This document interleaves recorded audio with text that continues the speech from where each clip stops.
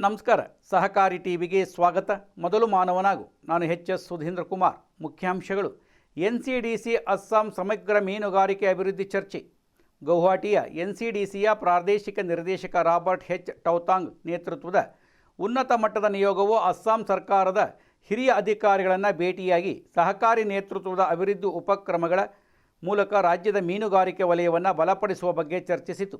ಸಭೆಯ ಸಂದರ್ಭದಲ್ಲಿ ಎನ್ಸಿಡಿಸಿ ತಂಡವು ಹೆಚ್ಚುವರಿ ಮುಖ್ಯ ಕಾರ್ಯದರ್ಶಿ ಕೆ.ಸಿ. ಸಂಬ್ರಿಯಾ, ಹೆಚ್ಚುವರಿ ಕಾರ್ಯದರ್ಶಿ ಪ್ರಶಾಂತ ಬರ್ಕಾಕೋಟಿ, ಮೀನುಗಾರಿಕೆ ನಿರ್ದೇಶಕಿ ಗೌರಿಶಂಕರ್ ದಾಸ್ ಮತ್ತು ಇತರ ಅಧಿಕಾರಿಗಳಿಗೆ ಅಸ್ಸಾಂನಲ್ಲಿ ಎನ್ಸಿಡಿಸಿಯ ಯೋಜನೆಗಳು, ಚಟುವಟಿಕೆಗಳು ಮತ್ತು ಅಭಿವೃದ್ಧಿ ಮಧ್ಯಸ್ಥಿಕೆಗಳ ಕುರಿತು ವಿವರಿಸಿತು.